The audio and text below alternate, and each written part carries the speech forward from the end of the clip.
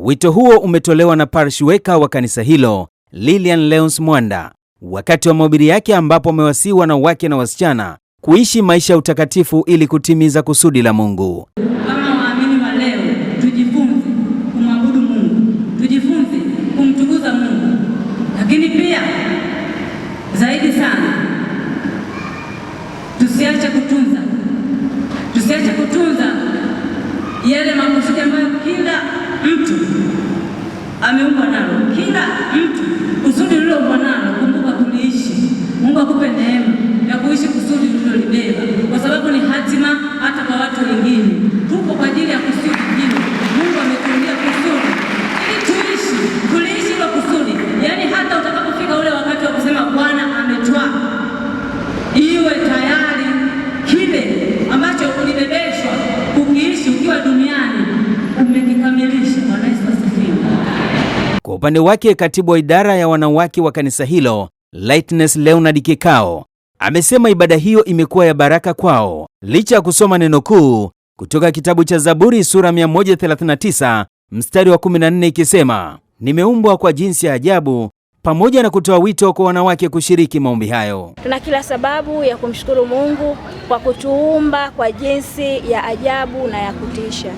Tumefanya ibada ya leo tukimshukuru Mungu katika uumbaji wake. Ameumba vitu mbalimbali na sisi tumeumbwa ili tumwabudu. Basi tuna kila sababu ya kumrudishia yeye utukufu.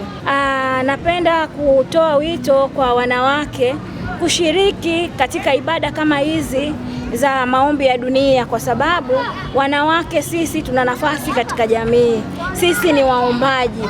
Hivyo tunavyopata nafasi ya kuomba, huwa tunawajibu ama tunatakiwa kukimbilia nafasi hiyo na fursa hiyo, kwani Mungu anakuwa ametuweka makusudi kabisa. Sisi ndo wale wanawake waombolezao. Hivyo kwa siku ya leo imekuwa ni mahususi kwetu, na pia tunatoa wito kwa wanawake wengine ambao wameshindwa kushiriki kuweza kushiriki, kwani maadhimisho ya maombi ya dunia hufanyika kila mwaka.